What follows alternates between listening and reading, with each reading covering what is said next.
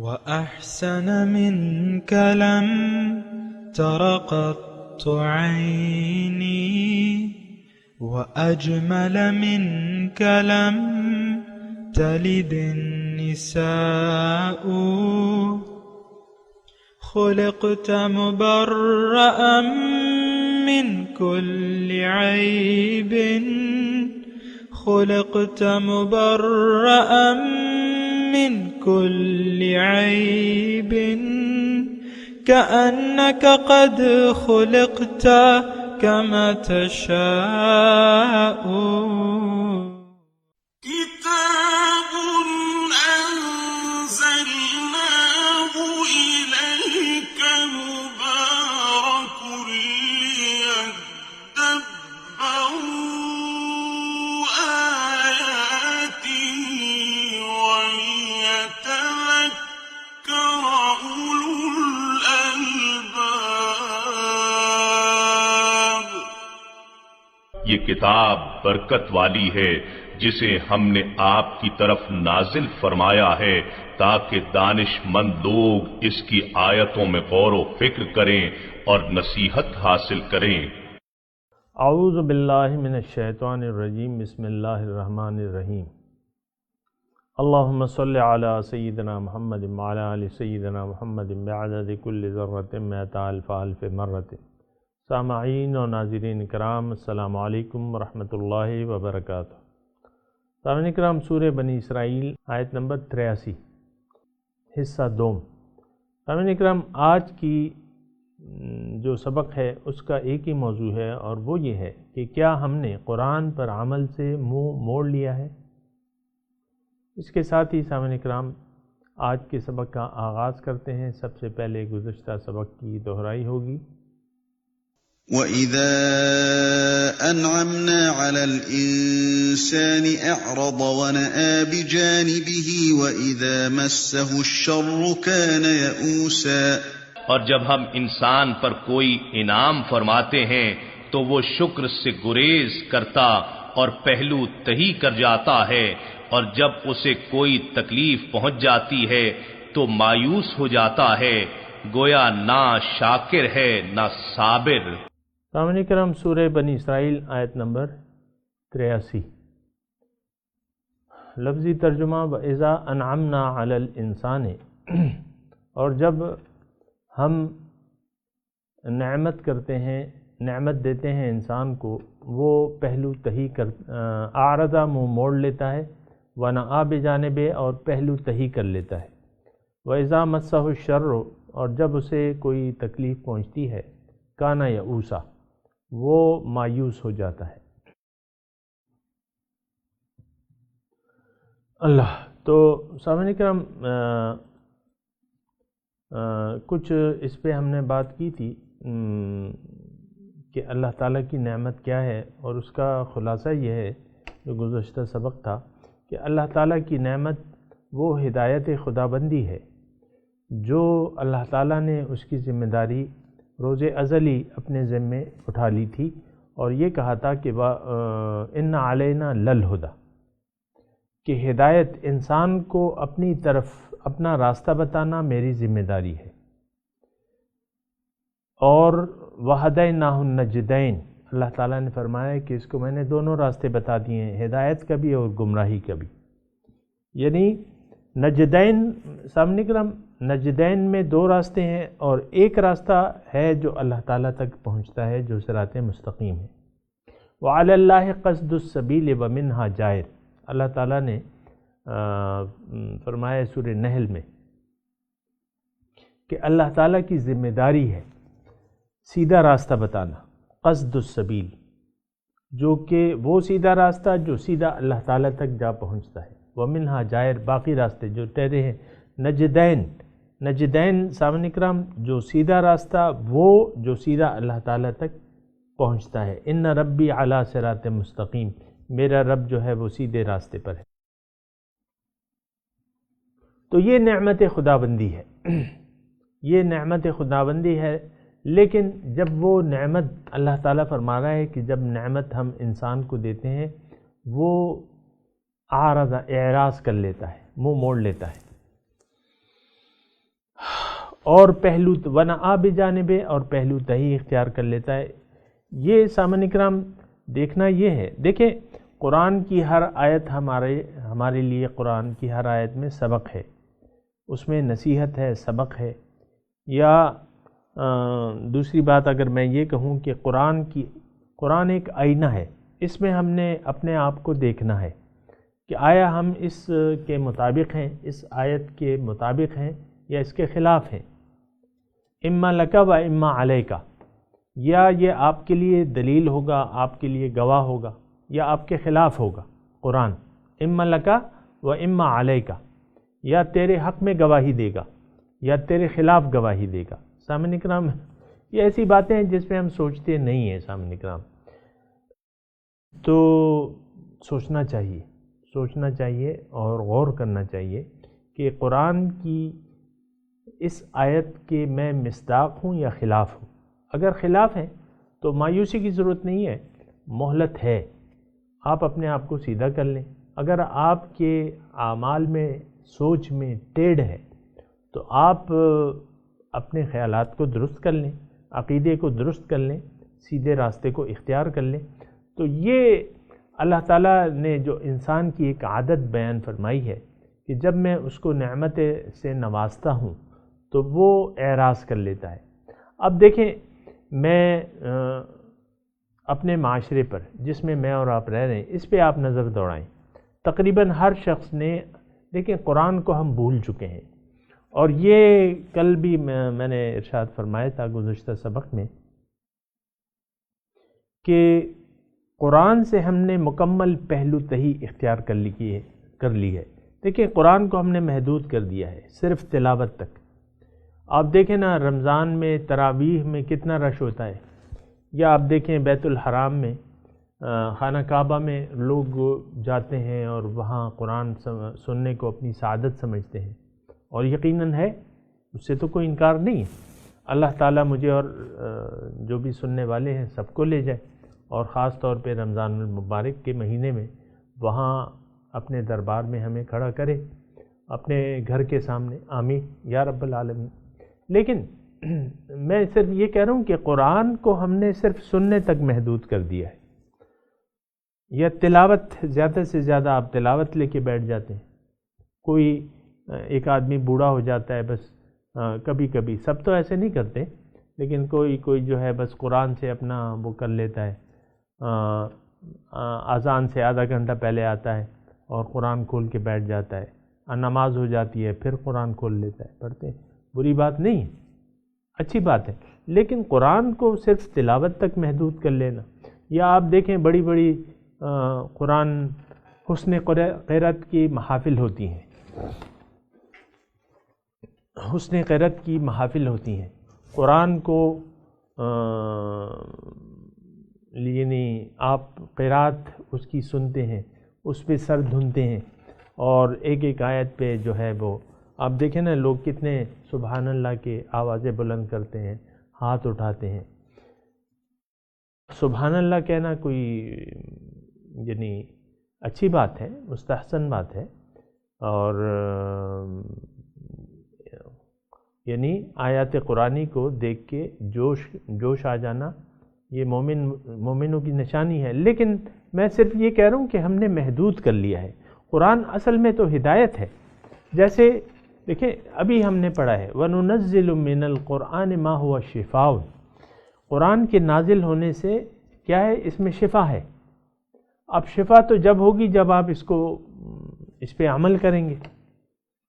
آپ بیمار ہیں، ڈاکٹر کے پاس جاتے ہیں اور اس نے نسخہ لکھ دیا ہے، اس میں پرہیز اور علاج دونوں لکھ دیے کہ بھئی یہ دوائیاں کھانی ہیں اور یہ پرہیز تم نے کرنا ہے، نسخے میں لکھے ہوئے۔ آپ اس نسخے کو پلاسٹک کوٹنگ کر لیتے ہیں اور فریم کر لیتے ہیں اور لگا لیتے ہیں اپنے کمرے میں، خوبصورت سا فریم اس کے لیے بنا لیتے ہیں، وہ نسخہ بھی ذرا اچھے کاغذ پہ، مہنگے کاغذ پہ، آپ اس کو خوب اچھی طریقے سے فریم کروا کے کمرے میں لٹکا لیتے ہیں، اور وہ دوائیوں کے نام جو ہے آپ صبح شام جو ہے جو پرہیز اور علاج اس میں لکھا ہوا ہے تو وہ صبح شام اس کی تلاوت شروع کر دیتے ہیں۔ نسخے کو پڑھنا تو ثواب کا کام نہیں ہے، قرآن کو پڑھنا تو یقیناً اللہ تعالیٰ اجر دیتا ہے، لیکن ہاں مسئلہ یہ ہے کہ ہم نے محدود کر دیا ہے۔ آپ عمل کریں اور پھر تلاوت کریں تو سبحان اللہ کیا کہنے، لیکن آپ صرف تلاوت کریں اور عمل نہ کریں تو اس کا فائدہ کیا ہو گیا؟ قرآن تو آیا ہے عمل کے لیے، قرآن تو آپ کو ایک ضابطۂ حیات بتاتا ہے کہ آپ اپنی زندگی کو قرآن کے مطابق بنا لیں۔ آپ کو ان حاصل قرآن للتی ہی اقوم، قرآن وہ راستہ بتاتا ہے جو سب سے زیادہ سیدھا ہے اور سیدھا اللہ تعالیٰ تک جا پہنچتا ہے۔ تو ہم نے سامنے کرام بڑے افسوس سے کہنا پڑتا ہے، اور یقیناً ہو سکتا ہے یہ میری آواز جو ہے ایسے کانوں تک بھی پہنچے جن کو اللہ تعالیٰ نے ظاہری طور پہ کچھ عہدہ عنایت فرمایا ہے۔ مثال کے طور پہ وہ جرنل ہیں، کرنل ہیں، جنرل ہے، وزیر اعظم ہے، صدر ہے، جو بھی ہے، اس کا تو کچھ پتہ نہیں لگتا، لیکن بہت سے لوگوں پہ اللہ تعالیٰ نے ان کو مال سے نوازا ہے، اولاد سے نوازا ہے، کارخانے، ہو سکتا ہے یہ تو نیٹ پہ پڑے ہوئے کوئی بھی اس کو کھول کے، اگرچہ لوگ اتنا تکلف نہیں کرتے، جو درس اور قرآن کے مضامین ہیں ان کو اتنے ویورز نہیں ہیں سامعین کرام، عام طور پہ دیکھا یہ گیا ہے۔ لیکن قرآن اب یہاں دیکھنا، جو آیت ہم پڑھ رہے ہیں تو ہم نے سوچنا یہ ہے، دیکھنا یہ ہے کہ آیا اس آیت کے ہم مصداق تو نہیں ہیں؟ آیا قرآن جو سب سے بڑی نعمت ہے اللہ تعالیٰ کی، اس سے ہم نے پہلو تہی تو نہیں اختیار کر لی، منہ تو نہیں موڑا؟ یقیناً ہم نے قرآن کو بھلا دیا ہے سامعین کرام، ہم نے من حیث القوم یا امت کے طور پہ آپ نے اس کو بھلا دیا ہے سامعین کرام۔ ایک دنیا کا 1 انچ کا ٹکڑا بتا دیں، ایک مملکت چھوٹی سے چھوٹی، بڑی سے بڑی، کہ جس میں قرآن نافذ ہے، جس میں قرآن کا قانون ہے، جس میں مومن بستے ہیں، جس میں مسلمانوں کی ایک جماعت بستی ہے، جس کا ایک امیر ہے، نو، ایسا نہیں کر سکتے آپ، ہے ہی نہیں۔ میں تو ابھی 2017 جنوری کو یہ ریکارڈنگ ہو رہی ہے، تو نہیں، ایسی کوئی بات نہیں ہے، ایسا نہیں دکھا سکتے۔ سارے جو ہیں بس اپنے اپنے ٹوٹ کے آپ دیکھ لیں، بڑی بڑی اسلامی حکومتیں تو کہلاتی ہیں، مسلمان بظاہر مسلمان بستے ہیں لیکن وہ دشمن ہیں ایک دوسرے کے۔ آپ دیکھیں نا ہمیں کتنی دوریاں ہیں، مثال کے طور پہ پاکستان اور بنگلہ دیش، یہ 2017 کی، آگے تو اللہ تعالیٰ کو پتہ ہے، پاکستان اور بنگلہ دیش کے عوام میں دوری ہے، پاکستان اور ایران برادر اسلامی، ان میں دوری ہے، اور کوئی آپ مجھے بتا دیں کہ وہ ایسے اکٹھے ہیں؟ نہیں، نہ اکٹھے ہونے کو تیار بھی نہیں ہے۔ یہ مسلمان حکومتیں مل کے ایک بلاک، اسلامک بلاک بنانے کے لیے بھی تیار نہیں ہے، اس پہ سوچنے کے لیے بھی تیار نہیں ہے، کرنسی ایک کرنے کے لیے بھی تیار نہیں ہے، فوج ایک کرنے کے لیے بھی تیار نہیں ہے۔ ہر ایک کا ہر ایک اپنی اپنی ڈفلی بجا رہا ہے، جبکہ قرآن تو ہمارے پاس ایک ہے، رسول ایک ہے، قرآن ایک ہے۔ وہ اقبال نے کہا بھی ہے نا کہ یوں تو سید بھی ہو، مرزا بھی ہو، افغان بھی ہو، تم سبھی کچھ ہو، لیکن یہ تو بتاؤ کہ مسلمان بھی ہو۔ تو مسلمان آپ کو ڈھونڈے سے نہیں ملے گا، الا ماشاءاللہ، یعنی مسلمانوں کی جماعت نہیں ملے گی آج۔ انفرادی طور پہ تو مسلمان ہیں اور رہیں گے، تا قیامت رہیں گے، لیکن وہ تو اسلام تو جماعت کے بغیر قائم ہی نہیں ہو سکتا سامنے کرام۔ تو جو نعمت ہمارے پاس ہے اور یقیناً ابھی بھی موجود ہے اور رہتی دنیا تک رہے گی، قرآن کی جو نعمت ہے اور رسول کی نعمت ہے، یہ دونوں یعنی قرآن اور سنت کی تعلیمات ہمارے اندر موجود ہیں سامعین کرام، لیکن آپ دیکھیں ہم نے منہ موڑا ہوا ہے، دونوں سے منہ موڑا ہوا ہے، اور رسول کی پیروی نو نو نو۔ آپ میں یہ نو جو کر رہا ہوں نا، یہ مختلف اسلامی حکومتیں جو اسلام کی دعوے دار ہیں، حقیقت میں کیا اس میں مسلمان بستے ہیں؟ کیا وہ رسول کے پیروکار ہیں؟ جو بھی آپ نام لے لیں، میں اس وقت نام لینا مناسب نہیں سمجھتا، جو بھی دعویٰ کرتے ہیں کہ ہم اسلامک حکومتیں ہیں، تو کیا اس میں وہ لوگ جنہوں نے یہ دعویٰ کیا ہوا ہے، کیا وہ رسول کی ذات کو فالو کر رہے ہیں؟ نہیں، فرقے میں بٹے ہوئے ہیں، ہم لوگ جو ہیں فرقوں میں بٹے ہوئے ہیں۔ تو فرقوں میں تو اللہ تعالیٰ نے یہ ہدایت اللہ تعالیٰ نے نہیں کی۔ اللہ تعالیٰ تو فرماتا ہے وَاعْتَصِمُوا بِحَبْلِ اللَّهِ جَمِيعًا وَلَا تَفَرَّقُوا، اللہ کی رسی کو مضبوطی سے تھام لو اور تفرقہ نہ کرو، تفرقہ نہ کرو۔ بہرحال زیادہ تفصیل میں نہیں جاتا، صرف آپ یہ دیکھیں اعرض وانا آب جانب، اس پہ ذرا غور کریں، کیا ہم نے اعراض نہیں کر لیا ہے؟ اللہ تعالیٰ کی جو نعمت ہے سب سے بڑی، دیکھیں اللہ تعالیٰ کی سب سے بڑی نعمتیں جو ہیں، دیکھیں یہ دنیا کی جو نعمتیں ہیں یہ نعمتیں تو ہیں، اس سے تو انکار نہیں ہے، لیکن انسان کے لیے جو ضرورت ہے، جو سب انسان کو دیکھیں، اگر مسلمان کو، انسان کو اگر خوراک نہ ملے تو وہ مر جائے گا، اس کا جسم ختم ہو جائے گا، لیکن اگر وہ روحانی طور پہ اس کو اگر ہدایت نہ ملے تو اس کی روح مر جائے گی۔ تو روحانی موت اور جسمانی موت میں بہت فرق ہے۔ اس وقت ہم روحانی موت ہم پہ طاری ہے سامعین کرام، روحانی طور پہ ہم مر چکے ہیں۔ دیکھیں میں پاکستان میں رہ رہا ہوں، مثال کے پاکستانی ہوں، لیکن ہم مرعوب ہیں ہندوستان سے۔ آپ پاکستان کو وہ مملکت قرار دیتے ہیں جو اسلام کے نام پہ وجود آئی، اور آپ کہتے ہیں کہ ہمارے پاس ایٹمی طاقت ہے۔ آپ دیکھیں برما کی کیا طاقت ہے، لیکن آپ وہاں کے مظالم کو دیکھ رہے ہیں، لیکن آپ اس کو نہیں روک سکتے۔ کشمیر میں مظالم برس رہے ہیں مسلمانوں پہ، گولیاں برس رہی ہیں، لیکن آپ اس کو نہیں روک سکتے۔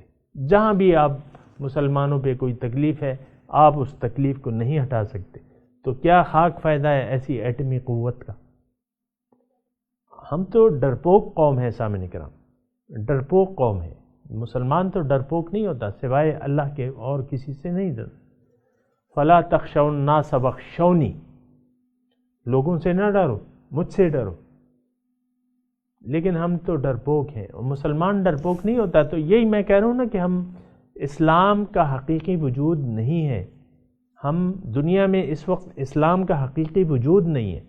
ضرورت ہے اس بات کی کہ ہم اللہ تعالیٰ کی طرف متوجہ ہو جائیں، اللہ تعالیٰ کو اپنا مقصود و محبوب و مطلوب بنا لیں، اور اللہ کے راستے پر چل پڑیں۔ یہ ابتدائی بات ہے سامعین کرام۔ انفرادی طور پہ ہم میں تبدیلی کی ضرورت ہے۔ میں حکومتی سطح کی بات نہیں کر رہا، وہ تو جب مسلمان ہوں گے تو تب حکومت ہوگی نا، مسلمان ہی نہیں ہے تو پھر حکومت کا کیا مطلب ہے سامعین کرام؟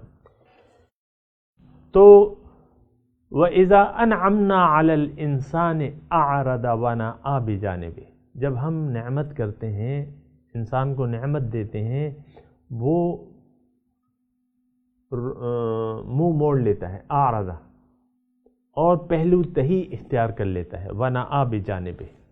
تو آج دیکھیں سامعین کرام، یہ بڑی بہت افسوسناک بات ہے۔ قرآن سے جو ہمارا سلوک ہے، قرآن کو کوئی رہبر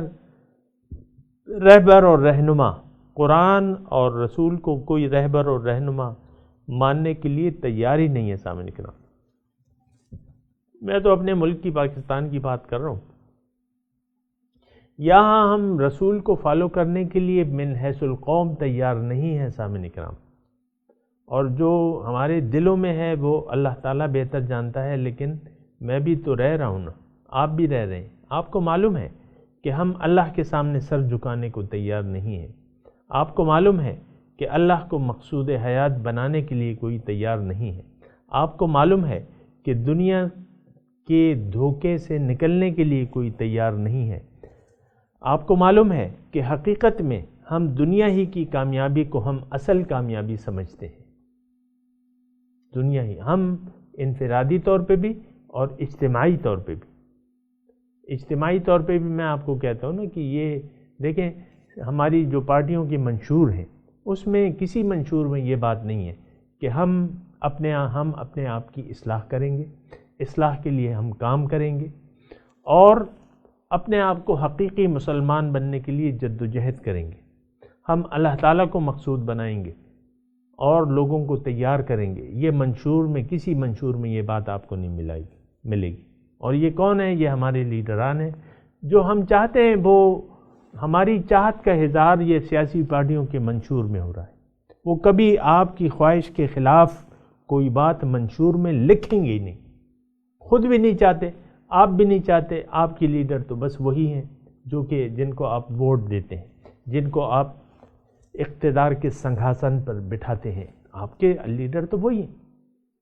آپ کا لیڈر کون ہے؟ جو جھوٹ بولے، جو رشوت، کرپشن، حرام، یہ یعنی ایم پی اور بننے کو اس کے لیے اپنا واسطہ اور وسیلہ قرار دے۔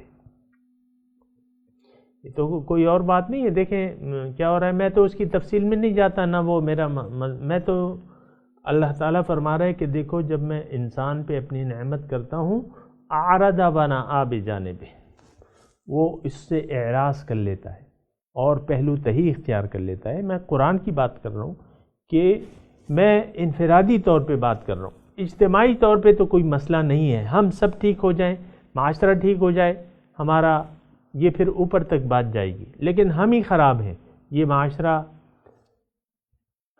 وہ مسلمان معاشرہ پھر کہلا ہی نہیں سکتا۔ میں تو انفرادی میں تو اپنی بات کر رہا ہوں، آپ کی بات کر رہا ہوں، جو بھی میری بات سن رہا ہے اس کی ہم نے دیکھنا یہ ہے کہ ہم قرآن سے ہم نے پہلو تہی تو اختیار نہیں کی۔ قرآن اللہ تعالیٰ کی نعمت ہے، دیکھ ثابت یہ ہوتا ہے، ہمارے جو طرز عمل ہے اس سے ثابت یہ ہوتا ہے کہ قرآن سے ہم نے اعراض کر لیا ہے، یعنی قرآن کی تعلیمات پر عمل کرنے سے اعراض کیے میں اور اس سے پہلو تہی اختیار کر لیے۔ تو یہ بڑی دردناک کہانی ہے سامعین کرام۔ دیکھیں اب میں ایک بات اور کرنے جا رہا ہوں، وہ یہ ہے کہ قرآن کی ضرورت ہم کیوں نہیں محسوس کرتے۔ ایک بات یہ ہے، یعنی یہ سوچنے کی بات ہے۔ دیکھیں انسان ایک بات، اس بات پہ آپ سوچیں جو میں ابھی بات کہہ رہا ہوں، انسان دیکھیں وہ کام کرتا ہے جس کی وہ ضرورت محسوس کرے، انسان وہ کام نہیں کرتا جو اسے بلا ضرورت لگتا ہے، جو اسے عبث لگتا ہے وہ کام نہیں کرتا۔ ایک پاگل ہی ہوگا جو بے مقصد کام کرے، بے وقوف بھی نہیں کہہ رہا میں، پاگل شخص جو ہے وہ بے مقصد کام کرے گا، بے مقصد بولے گا، بے مقصد کام کرے گا، پاگل شخص جو ہے۔ تو ہم قرآن کی طرف رجوع کیوں نہیں کرتے؟ ایک سوال ہے یہ، اس کا جواب یہ ہے کہ ہم اس کی ضرورت نہیں محسوس کرتے، نعوذ باللہ من ذالک، اسے ایک عبث کام سمجھتے ہیں۔ انسان کوئی عبث کام نہیں کرتا، خواہ وہ برا کرے یا اچھا کرے، وہ عبث کام نہیں کرتا۔ ایک زانی جب زنا کرتا ہے اس کو اس میں کچھ لذت اور مزہ محسوس ہوتا ہے، ایک شرابی اگر شراب پیتا ہے اس کو کچھ اس میں ملتا ہے، وہ کوئی مقصد ہوتا ہے۔ ایک پاؤڈر پینے والا اگر پاؤڈر کا کش لگاتا ہے تو وہ کوئی مقصد ہوتا ہے اس کا۔ ہر کام ہم ضرورتاً کرتے ہیں، وہ نیک ہو یا بد ہو، یہ بات یاد رکھیں۔ اب قرآن کا راستہ اپنانا، قرآن کی طرف متوجہ ہونا، ہم ہرگز اس کی ضرورت محسوس نہیں کرتے۔ اس کی وجہ کیا ہے؟ اس کی وجہ یہ ہے کہ قرآن تو ہمیں اللہ تعالیٰ تک لے جاتا ہے، قرآن تو ہمیں اللہ کا راستہ بتاتا ہے، اللہ تک ہم پہنچنا نہیں چاہتے۔ صرف اللہ کو مقصود حیات بنانے کے لیے کوئی تیار نہیں ہے سامعین کرام۔ زندگی کی نیت آخرت کی طرف متوجہ کرنے کے لیے تیار نہیں ہے۔ لوگ دنیا کے لیے جینا چاہتے ہیں، آخرت کے لیے لوگ جینا نہیں چاہتے۔ آخرت پر ہمارا ایمان ہی نہیں ہے، یقین ہی نہیں ہے سامعین کرام۔ یہ میں چند جملے کہتا رہتا ہوں، وہ یہ ہے کہ ہمارا اللہ کی توحید پر ایمان نہیں ہے کہ اللہ تعالیٰ الہ واحد ہے، اس کی تفصیل وہی ہے۔ رسول کو فالو کرنا، رسول کی حیثیت یقین اس پہ یقین کرنے کے لیے کہ رسول ایک قابل اطاعت ہستی ہے، اس پہ کوئی یقین نہیں کرتا۔ دیکھیں آخرت کے وجود سے ہماری قوم ٹوٹلی انکاری ہے، نہ آخرت ہے، نہ جنت ہے، نہ دوزخ ہے، جو کچھ ہے بس یہ ظاہر دنیا ہے، یہی اس پر یقین ہے۔ یعلمون ظاہرا من الحیات الدنیا وہم عن الآخرۃ غافلون، یہ دنیا کے ظاہر کو تو دیکھتے ہیں اور آخرت سے غافل ہیں۔ تو جب آخرت آپ کا مقصود ہی نہیں ہے تو قرآن تو آپ کو آخرت کی کامیابی کی بات کرتا ہے، یہ بات نوٹ کر لیں۔ قرآن تو ہمیں سیدھا راستہ بتاتا ہے، سیدھا راستہ اللہ تک لے جاتا ہے۔ اللہ ہمارا مقصود نہیں ہے، نہ اللہ کو ہم مقصود حیات بنانے کے لیے تیار ہیں، معاذ اللہ۔ تو پھر تو قرآن کی ہمیں کوئی ضرورت نہیں ہے، پھر تو قرآن کے لیے آپ خوبصورت سے غلاف بنا کے، جزدان بنا کے طاقوں میں اسے رکھ کے بھول جائیں، تلاوت کریں، صرف تلاوت کریں، بچوں کو ناظرہ پڑھا کے ان کو بس، پھر اس کے اور ضرورت نہیں ہے۔ بھائی میرے بچے کو قرآن پڑھنا آتا ہے، بڑا آپ فخر کرتے ہیں، یا حفظ کرا لیتے ہیں، بھائی میرے بچے نے تو حفظ کر لیا، یا آپ خود درس قرآن میں بیٹھ جاتے ہیں اور بس جب اٹھتے ہیں درس قرآن سے تو جھولی جھاڑ کے اٹھ جاتے ہیں۔ ایسے ہی ہوتا ہے نا، قرآن یہ روایات رہ گئی ہیں، درس قرآن سننے کی، تلاوت کی، ناظرہ کی، حفظ کی، یہ روایات رہ گئی ہیں۔ تو اس لیے یعنی ہم پہلو تہی کر لیتے ہیں، اعرضہ، یہ نعمت خدابندی سے ہم منہ موڑ لیتے ہیں اور پہلو تہی کرتے ہیں۔ اس کی وجہ میں نے آپ کو بتا دی کہ اللہ کو مقصود حیات بنانے کے لیے کوئی تیار نہیں ہے۔ بھائی ان کی ہماری نظر میں تو دنیا ہی کی کامیابی اصل کامیابی ہے۔ تو اب دوسری جو اس کا حصہ ہے، وَإِذَا مَسَّهُ الشَّرُّ كَانَ يَئُوسًا، اب قرآن پر عمل نہ کرنے کی وجہ سے اگر کوئی اسے تکلیف پہنچتی ہے تو پھر یہ مایوسی کا اظہار کرتا ہے۔ آپ دیکھیں ہم ایک مایوس قوم ہے، مسلمانوں کا اقتدار اعلیٰ یا یعنی دیگر اقوام کو یہ مسلمان اکثر جو ہے ہم مایوس قوم ہیں۔ بھئی آپ یہ جملہ، بھئی اس معاشرے کی اصلاح نہیں ہو سکتی، ایک مایوسی کی بات ہے۔ ہم لوگوں کی یہ ایک عام جملہ آپ بھی سنتے ہوں گے، بھئی یہ لوگ نہیں سدھر سکتے، ایک عام جملہ ہے، یہ قوم نہیں سدھرے گی، یہ آپ دیکھیں نا، یئوس، مایوس۔ تو یہ حالات دیکھیں آج کیا ہے، آج ہم پہ ہندوؤں کا دباؤ ہے، ہندو ہم پر غالب ہیں، میں یہ کہتا ہوں ہندو ہم پر غالب ہیں، عیسائی ہم پر غالب ہیں، یہودی ہم پر غالب ہیں، مشرکین ہم پر غالب ہیں۔ سامعین اکرام، اسرائیل ہے، ایک حرف اگر عرب ممالک میں کوئی ایک حرف ان کو کہہ دے، جتنا وہ مظالم کر رہے ہیں، اور وہ ہم سے انہوں نے قبلہ اول چھین لیا ہے نا، یہ تو آپ کو معلوم ہے نا، ابھی چھینا ہے 67 میں، تو ہم اس سے واپس لینے کی جرت کر سکتے ہیں؟ کتنی دولت ہے اور کتنی کچھ بھی، وہ تو لاکھوں میں ہے، آپ کروڑوں میں ہیں، اور مسلمان من حیث القوم جو ہے اربوں میں ہے، لیکن آپ اپنا بیت المقدس قبلہ اول جو اس نے زبردستی آپ سے چھینا ہوا ہے، وہ آپ کوئی آپ اشارہ تک نہیں کر رہے کہ بھئی یہ تو واپس دو ہمیں، یہ تم نے کیوں لے لیا ہم سے؟ نہیں، تو یہ مایوسی ہے، یہاں آج مایوسی چھائی بھی ہے۔ سامعین کرام، وَإِذَا مَسَّهُ الشَّرُّ كَانَ يَئُوسًا، جب اب شر کیوں پہنچتا ہے؟ بسبب اس کے اعمال کے۔ سامعین کرام، مَا يَفْعَلُ اللَّهُ بِعَذَابِكُمْ إِن شَكَرْتُمْ وَآمَنْتُمْ، یہ تمام ذلت اور رسوائی جو ہمارا مقدر بن چکی ہے، یہ ہمارا قرآن سے اعراض ہے۔ سامعین کرام، اعرض ونأى بجانبه۔ تو بہرحال یہ سارے مضامین ہیں۔ سامعین کرام، میں تلاوت کرتا ہوں، آپ میرے ساتھ دہرائیے، اعوذ باللہ من الشیطان الرجیم، بسم اللہ الرحمن الرحیم۔ تلاوت آپ نے کل کر لی تھی، آج ترجمہ سنا دیجئے۔ وَإِذَا أَنْعَمْنَا عَلَى الْإِنسَانِ، اور جب ہم نعمت دیتے ہیں، نعمت کرتے ہیں اپنی انسان پر، اعرض وہ اعراض کر لیتا ہے، ونأى بجانبہ اور پہلو تہی اختیار کر لیتا ہے، وإذا مسہ الشر کان یئوسا اور جب اسے کوئی تکلیف پہنچتی ہے تو وہ مایوس ہو جاتا ہے۔ سامعین اکرام، اس کے ساتھ ہی آج کا جو سبق ہم نے پڑھا ہے اس کی تلاوت اور ترجمہ سنتے ہیں۔ وَإِذَا أَنْعَمْنَا عَلَى الْإِنسَانِ أَعْرَضَ وَنَأَىٰ بِجَانِبِهِ وَإِذَا مَسَّهُ الشَّرُّ كَانَ يَئُوسًا When we bless the human being, he turns away and distances himself. But when adversity touches him, he is in despair. اس کے ساتھ ہی آج کے درس کا وقت اختتام کو پہنچا۔ انشاءاللہ اگلے درس میں ملاقات ہوگی۔ وآخر دعوانا ان الحمد للہ رب العالمین، والسلام علیکم ورحمۃ اللہ وبرکاتہ۔